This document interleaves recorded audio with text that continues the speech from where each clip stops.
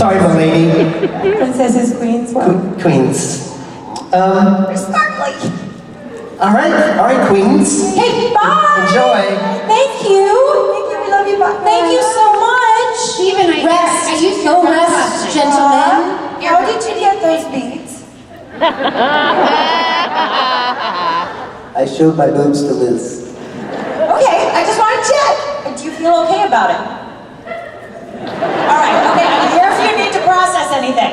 All right, I love you. He must have done it twice because he's got two strings.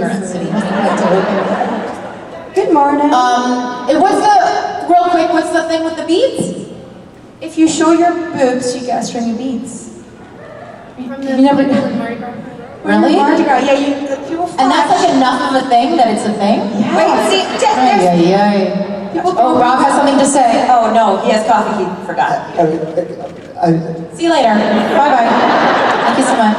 Boobs, beats. Great. Good morning, everyone. Are you ready for your?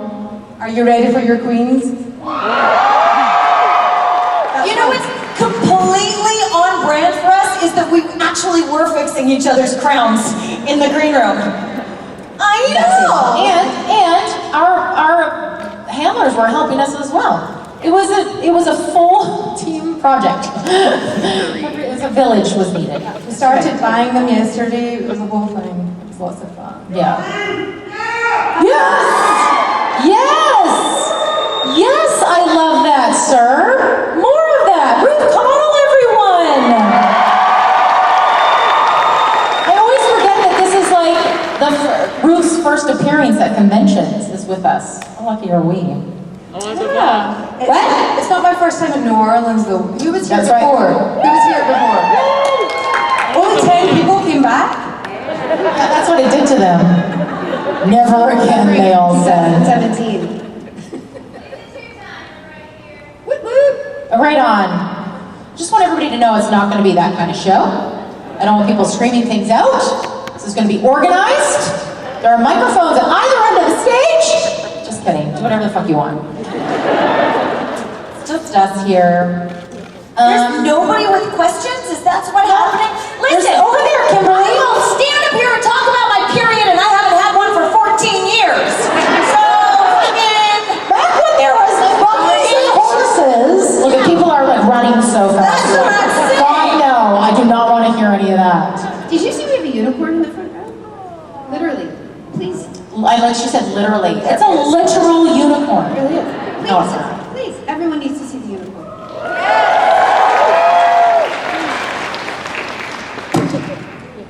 All right, we'll take a question.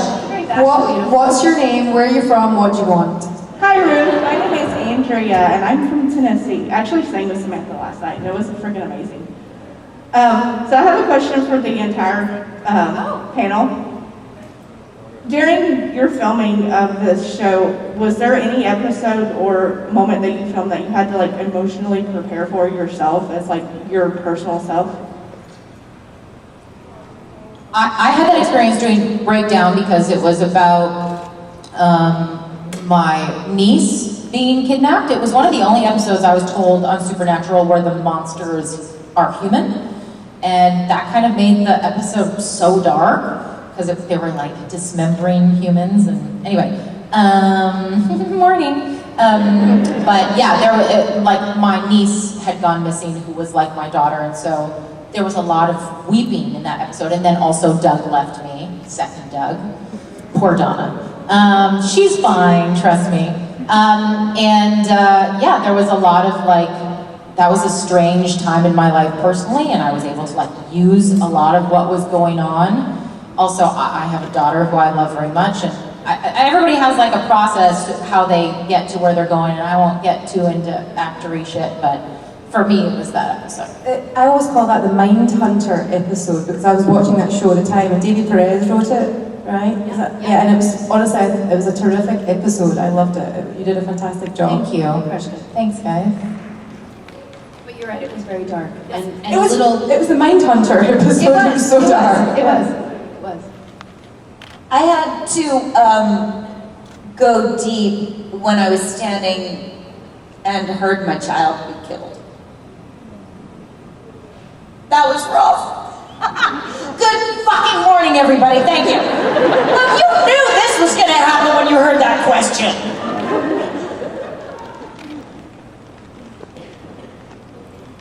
Thank you so much. No, I'm just kidding. I think that the hardest for me was an episode where I had to be in the process of being brainwashed, and then I had to beg Ketch to kill me. That wasn't so fun. I was glad when that day was over. Because here's the thing about these kinds of scenes, for me at least, and I think I've talked to other people, it's not uncommon, that when your brain is telling you to act this truth, your body's like, oh, we're doing this now.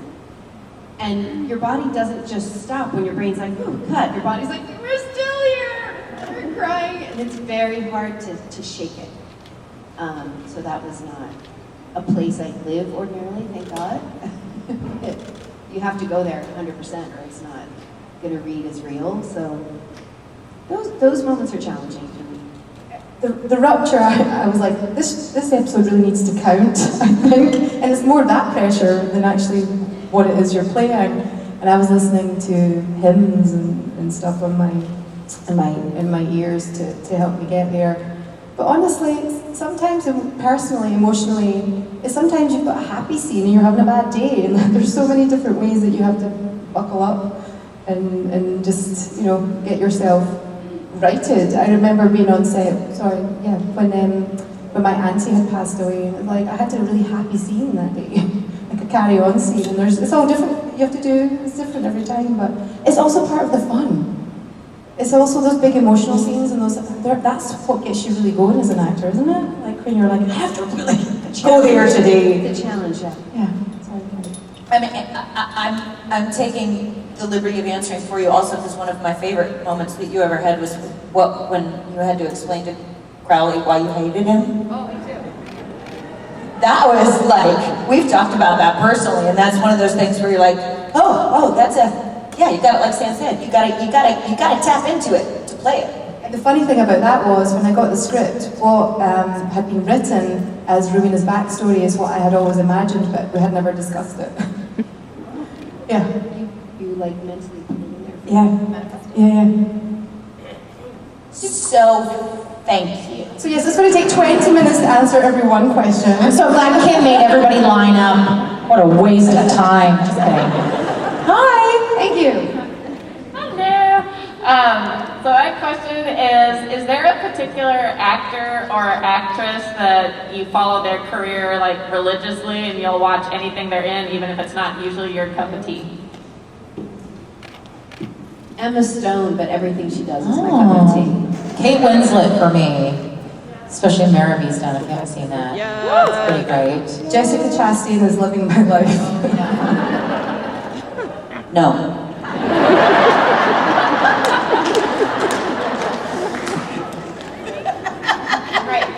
Thank you so much. That was faster. That's so ridiculous. I didn't do that, guys. Our average is down to 10. Good morning, ladies. What was your favorite thing that you accomplished or had happen to you in your quarantine pandemic time? The garden. I got to fucking hang out with my kid. Holy shit. I felt like since she was born, I swear to God, when she was 5 months old, I started doing these conventions. And then when she was 4, I moved to Los Angeles part-time. And then I was home. And then you're home a lot. You're not just not traveling. You're in your house. And that took a second because my system was just going. And now it's so hard to be away from her. Because even I just talked to her today and I was like, oh, I'm missing it. I think also you watch them get older faster. And so you're like, oh, you don't want to miss anything. And I didn't focus a lot on professional stuff, which I usually really validate a lot of my worth with my professional career, which is not good. And so I was like, I have to stop doing that. And so I just leaned into hanging out with family and friends, close, intimate friends in Vancouver. And for me, that's a life win. If you can do that, if you can lean into the people you love and learn how to love them better and accept their love better, that's a win. So I win. I found out I'm neurodivergent.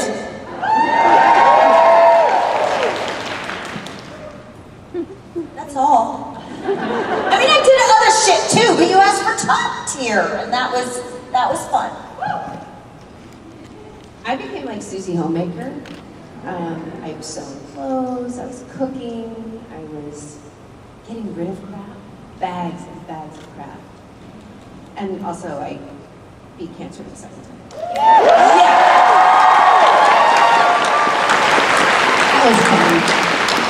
That was good. We all win with that one. That was a win for everybody. You know what I thought as soon as you said that? I was like, no, Sam, that was 10 years ago. That's what's happened to me now. It's like everything is either 5 minutes ago or 10 years ago. You're like, no, it was a year and a half ago. Thank you. Thank you. Thank you. Oh, you guys are so Hi quiet. We thought you were rowdy in New Orleans. I told you we was hungover maybe. Oh, Okay, you're I hungover. respect that. They're all, you know what? When we do stage shows, and I know you guys understand, when you're doing a comedy and the audience is not laughing, you think, they fucking hate it. But actually, they're doing this. So I'm in my brain, I can't see any of your fucking mouths right now. I assume you're all doing that to us. Is that right? Right. Thank you so much for validating my insecurities. Except for 18 of them who thought they were going to the tattoo convention. The fuck is this? What? Yes. But this is hardly a convention. You know what the other convention is though? CBD. That might explain it to you. Just CBD, no THC. Listen, Okay. alphabet soup, I don't know. ASAP, can you find that out for me? Oh, that feels nice. Oh, I'm so hot. Hi there. Welcome back to New Orleans with Ruth, and then the rest of y'all. It's great seeing y'all. Yes, I was here at the last one. Awesome. Gotta tell you, one of the best conventions I've ever been to, and God knows I'm old enough to have been to a lot of them. But love everybody, but Ruth, this one was actually for you. Unfortunately, both years, your get-togethers had sold out, but on your own panel, you sang a sweet little ditty that was about, I believe, throwing your granny from the bus. Where? Yes, Robert's always great. Oh, you can't shove your granny off the bus. Off the bus. Oh, you can't shove your granny off the bus. Off the bus. Oh, you can't shove your granny, cause she's your mommy's mommy. You can't shove your granny off the bus. Off the bus. Did you make that up? It's a classic Scottish, and I managed to sing that off tune as well. Yeah, that was where I was wondering where it originated from. Scotland. Cool. Yeah. When does one sing that? On the On the bus. bus, on the school bus. On school. Oh, you can't shove. Yeah, just you go on. It goes on and on and on. Are there other things that you cannot shove off the bus? Yes, there's all That's sorts. what I suspected. So depending upon the bus. All right. So funny. It's a school bus, so. Copy that. Thank you. Have you guys ever heard that song, Grandma Got Ran Over by a Reindeer? But you're just like, who makes this shit up? And it was like, you listen to the song, it's very clear that like Grandpa murdered Grandma. You were like, Merry fucking Christmas. Anyway, hello. Hi. My question is, if you could play any of each other's characters, which one would you play? I did Rowena. I honestly, my first thought is to play Mary, because I get to be in more episodes. I was thinking about the money. Think of how many times you get to die. Let's pretend die. I'm going to give a very Rowena answer and say Rowena. No. I would love to play any of these girls' parts, but I couldn't do it as well as they did, so I'm just going to stick with Rowena. Same. I'll give you the $50 later. You're doing great.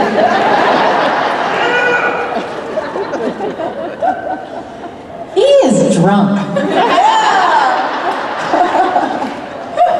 I'm embarrassed. Last I want to hear out of you, sir. If I have to come down there. Hello. Hi. So my question is, when you guys were growing up, was there a woman in media that you like really looked up to, that was like your inspiration when you were younger? Preferably someone who's like a real person, not like a cartoon character. Have you heard of Kate Adie? Yes. Kate Adie's a news reporter. She's one of the first female journalists in a war zone. I met her. That was awesome. So I'm sticking with Kate Adie because it makes me sound like I'm intelligent. Yeah, that's it. I was smitten. She's not in media, but she was a media figure. I was smitten with Jane Goodall.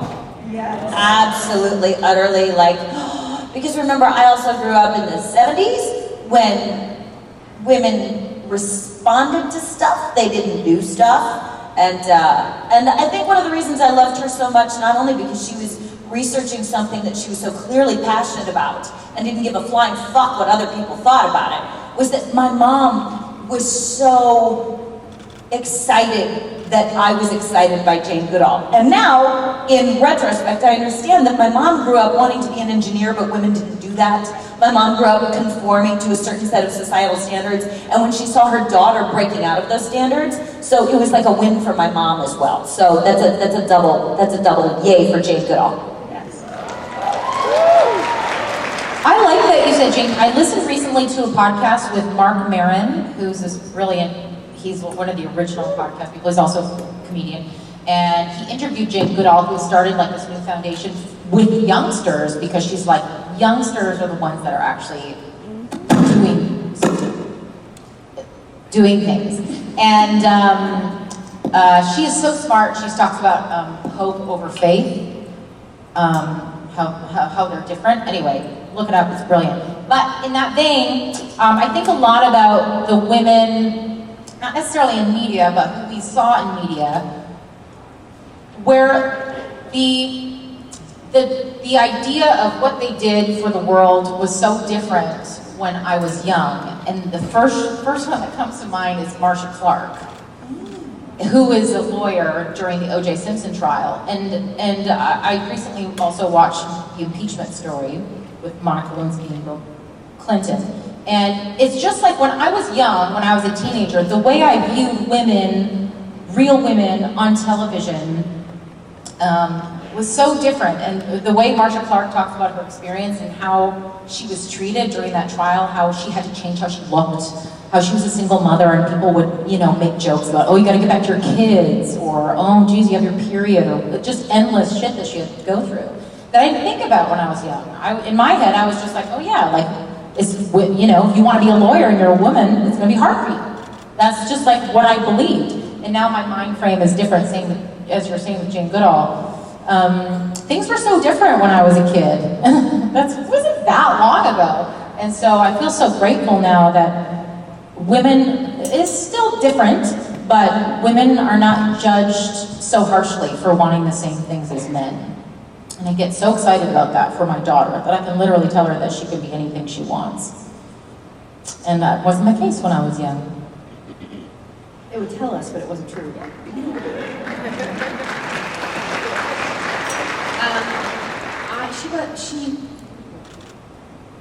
I can't say it's a media figure per se, but I just worshipped Audrey Hepburn, and not because I ever knew her as an actor. Before I knew her as a UN ambassador and the children, and just all the grace that she exuded in everything she did. And then I discovered all her movies. I was like, oh my God. But yeah, she was just elegance and kindness, and I started. Again, before I even saw any of her movies, I saw stories of her like having adopted baby deer that lived in her house, and and then you'd always see her among all the children in Africa, which she would take care of. And here in the States, She survived the war. She hid Yes. from, it was amazing. She survived starvation. She lived such a life. she had a crazy background. And I just think she was like an original queen. She was just amazing. Thank you. Love the question. Love the question. Thank you. Hi. This question is about Samantha's character, but I think it would be interesting to see all of your opinions on the question. Mary always kind of treated Jack as her own, I kind of feel. But do you think that's because she felt bad that she wasn't there for her own kids, or do you feel like she just took in that motherly nature towards Jack because he didn't really have a mom since, you know. Mary treated Jack as if he was her own. That's right. Yes. So did Rowena. I didn't know we had this in common. Fight. Listen, I think that we could be great co-parents. Okay. I mean, he was half human, half not. Are witches human? No, they're witches. Okay, they're their own thing. Yeah, it's a blood group type thing. Okay. I definitely think it wasn't so much that Mary felt bad. It was not really her fault that she was set on fire. But I think that given the opportunity to raise a son, she was like, I'm doing this, especially when they got trapped in the AU together. Right? Oh yeah, because they didn't really know each other. They didn't know, she saw him being born for like half a second before she was knocked unconscious and then yanked into the AU, so she didn't really know him. But they met in the AU, and I think, Mary really came into her own over there too. She became kind of like the general of that world. And so yeah, very, very protective, very overparented him to her detriment in the end. That didn't work out great. But yeah, she definitely... I spent a whole episode trying to get you back. Yes, you did. I know what you're talking about. Thank you, though. I remember. Thanks for the effort. It wasn't your fault. There was Jack did feel bad about it. He did feel bad. He did a very thorough job. He's like, look how good I did. He's like, oh, crap. I know, not a cell left of the body. I know. You did a very, very big effort. I remember that part of the story. Do you remember everything really clearly now? Does it just mean? I don't know. I have no idea. You do. I know you do. They remember more clearly than I do. No, I went through this yesterday. I was like, I don't know anything that happened on that show. Nothing. I answer your questions, but mostly I'm just making it up. I don't get it. So I appreciate people who've, obviously been on the show for so long, who know the answers to your questions. I'll just sit here and make fun of you. That'll go over well, right? Thank you so much. Thank you. Hello. Hi. My question is for Kim. Good morning, ladies. Morning. That's me. That's you. I'm here. I'm ready. You got to work with Dylan and Cole Sprouse, and now you're working with Jensen and Jared. Was there like a big difference between the two, or are they about the same? Oh my God, it was so different. To hug Dylan and Cole, I would do this. And to hug Jared and Jensen, I do this. That's the only difference. Yeah. I taught preschool and now I teach middle school, so yeah, there's not much difference. So I can see how that happens. Thanks. Thank you. Hi, ladies. Hi. I'm Rika from California, and the question I have is for Ruth. Her character was my favorite, so I wanted to know what is your favorite scene that you produced and why? Oh my God. The funniest scene, off camera, it's not what you asked, but it's what came into my head. The funniest scene was when I accidentally said vulva. And I was reciting some Latin. I'd said it so many times, these guys. That was very funny. 6 years in, and they finally broke me. On camera, I had so many favourites. I loved everything I got to do in The Rupture that Bob Behrens wrote for me. And I loved coming back as the Queen of Hell. Although what you don't know is walking down those stairs, I was doing all my tiptoes because they were made of polystyrene. The stairs were made of polystyrene and I had spike heels on. Because men built that set. Thank you for your question. Thank you so much. Morning. Good morning. My name is Delaney. My partner Andrew and I are here and so excited to be here. My question is for all of you. For everyone who is going through hard times due to COVID, due to a variety of things in the world, what is an uplifting moment you'd like to share or advice?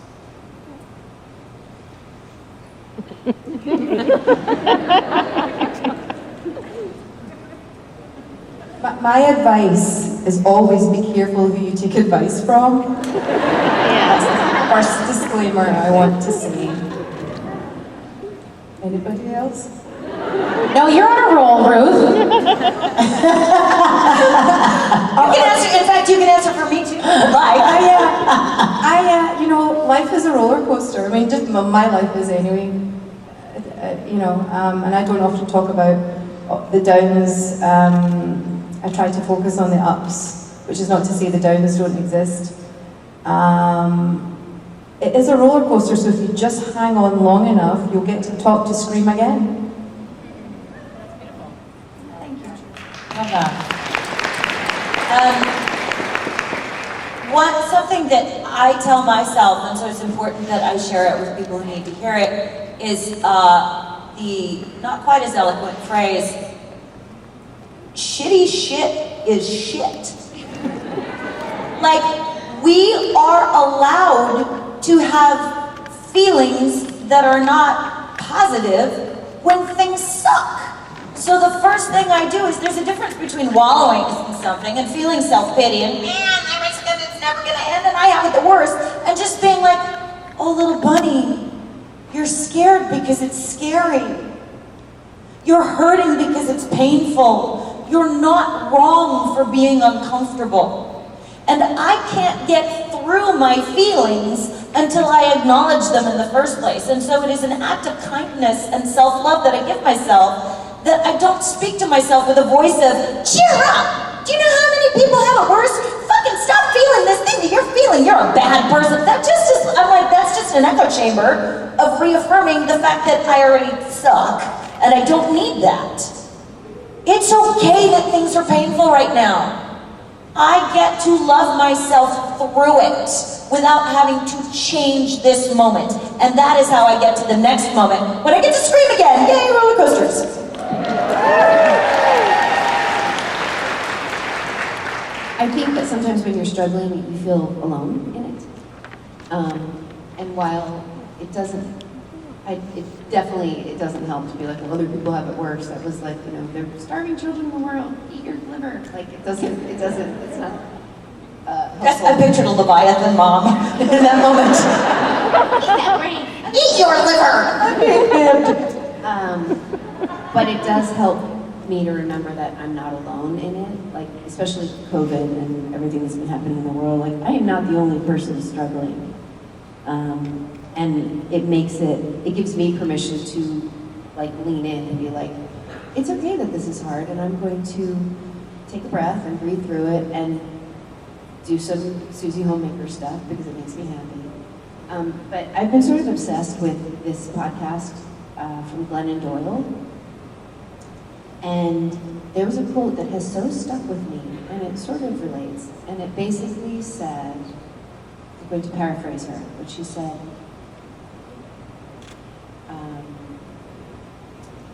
I see your fear, and I know you're scared. I see your fear, and it's big. But I see your courage, and it's bigger.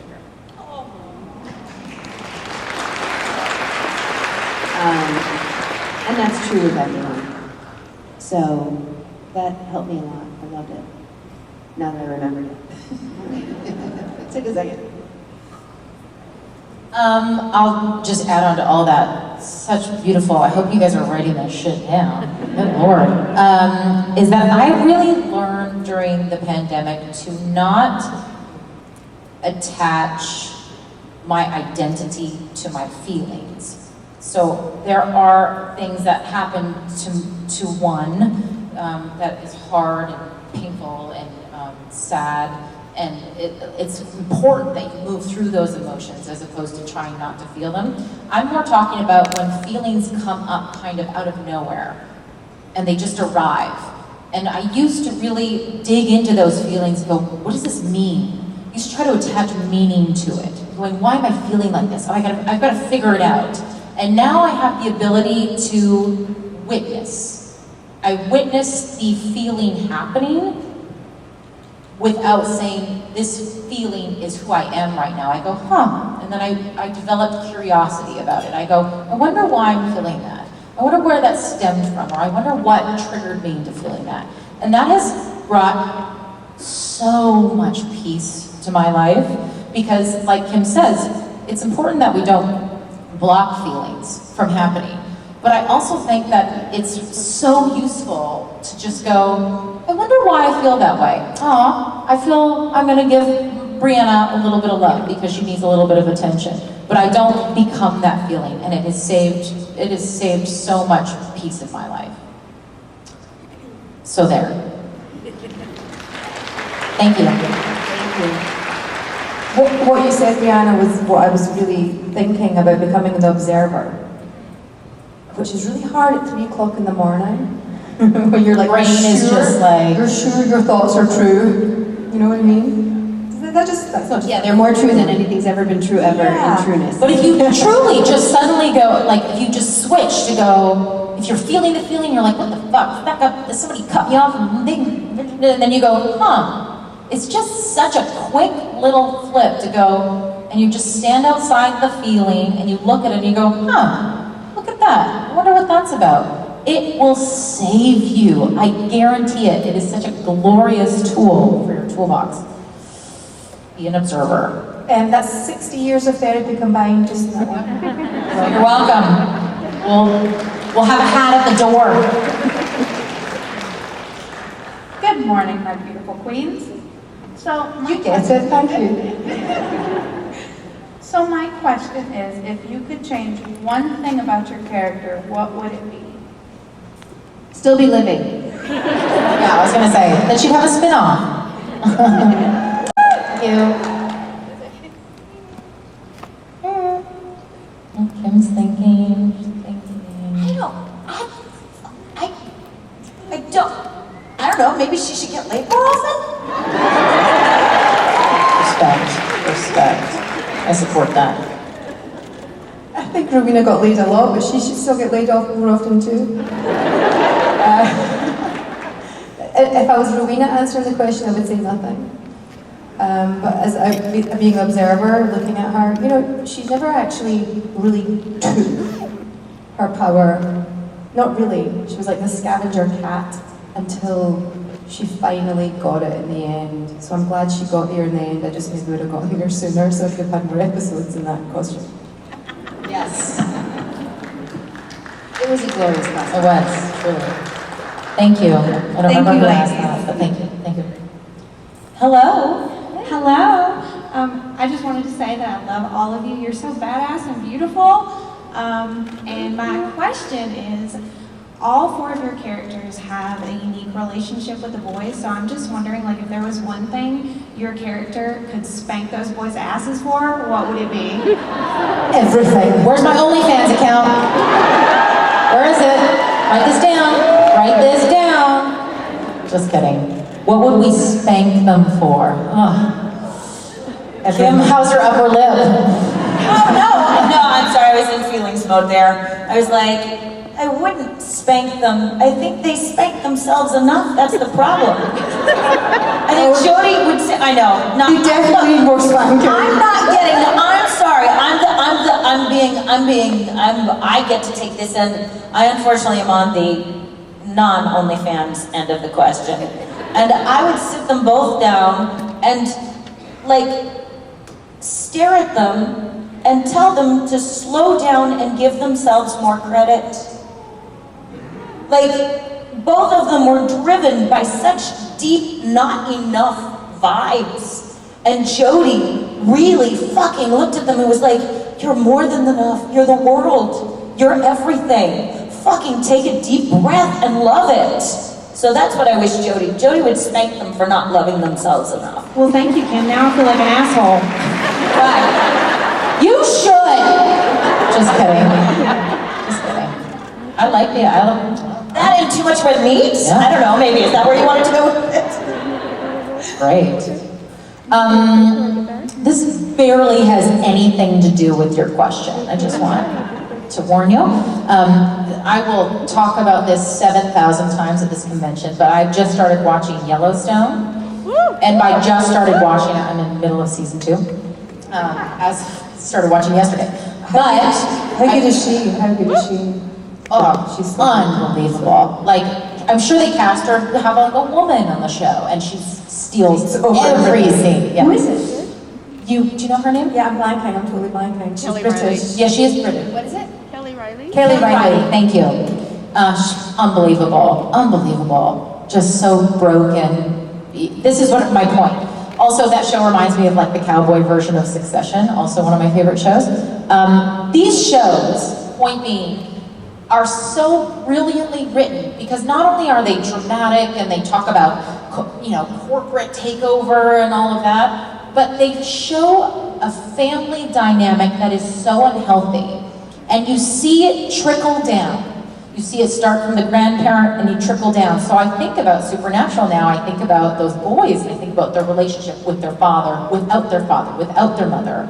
And the stuff that they then not did or didn't do, but more how life affects them and how they react to that. What they shut down, what makes them shut down. Usually love will make them shut down because they've never really had it before. And so I think about that, I reflect on Supernatural, which is written very differently. But those boys, the actors are very smart, and they know what they're doing, and they were doing it for 15 years. And they so brilliantly, just teeny tiny, contextually, built that grief and that trauma underneath all of those brilliant plot scripts. So I think that's really interesting to watch television, especially that's Supernatural, that is a family drama, right? Drama, sorry. My Canadian came out. And think about how everything that they do, everything that they did, and how all of their reactions are in relation to how much or how little they were loved. So think about that.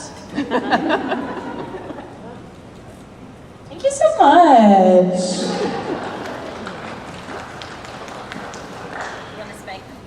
Me? Oh, no, I was going to ask for the next question because I think all the naughty things they do, Mary did too, so.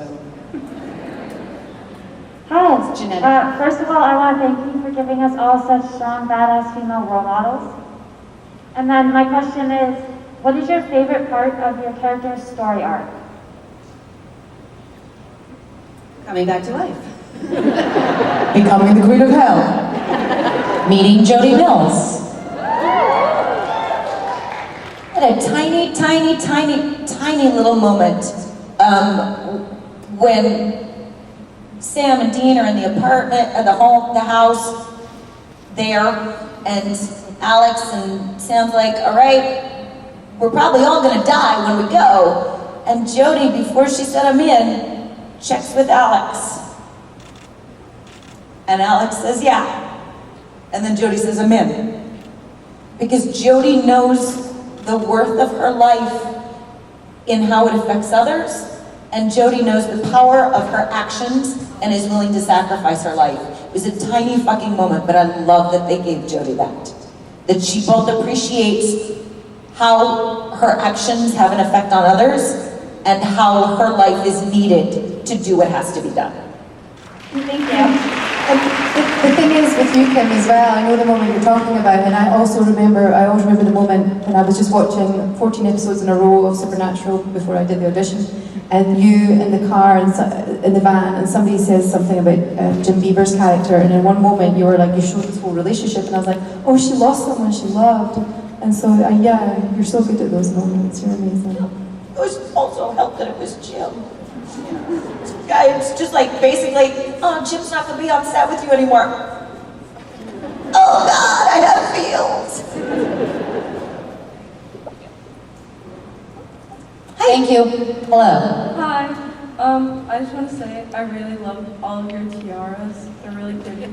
Also, my question is for all of you. Who gives the best hugs from the cast? Oh, that's a tough one. There's so many good huggers. It's in context, man. Yeah. I think it's in context. It's as to what you're going through, what they're going through. Sometimes you're just like, somebody only has so much to give, we give more, back and forth. I mean, that being said, yeah, Jason Mans. Yeah, I was gonna say the tall ones. Yeah. Well, I don't know. Sam puts in an extra massage. Yeah, I was gonna say Kim gives you a little back scratch when she hugs you. That's good. I just noticed that we can have not seen each other for a year or 2 weeks, and it's always the same, like, big embrace for all, like, 30 of us. You know? Jared one time collapsed on top of me. That was a really strong hug. He literally put my back out once on set by doing that. He thought he was being funny. It's lucky that I have universal health care. Yeah. Final answer. Everyone.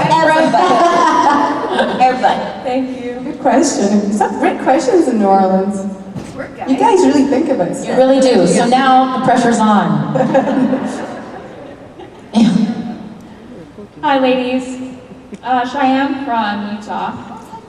I got a hopefully more lighthearted question. We never got a body swap episode, but I was wondering how you think that would have gone from the actor side. I mean, like, we can see body swaps on TV after everything's been done, and it feels natural to us. But do you think you guys would have had any challenges between the four of your characters having to play each other's characters? Yes. Oh, this four. It just this way. I was picturing, I was like, Jared would never get any work done if he was doing me, because he'd be swinging into, he'd be walking around like this all the time. Oh, Kim, you're doing John Wayne again. If it was us. It would be really amazing to see the world from a different angle. Like, is that what you mean? Like, if I were to body swap and be taller, like anybody else? You would like acting.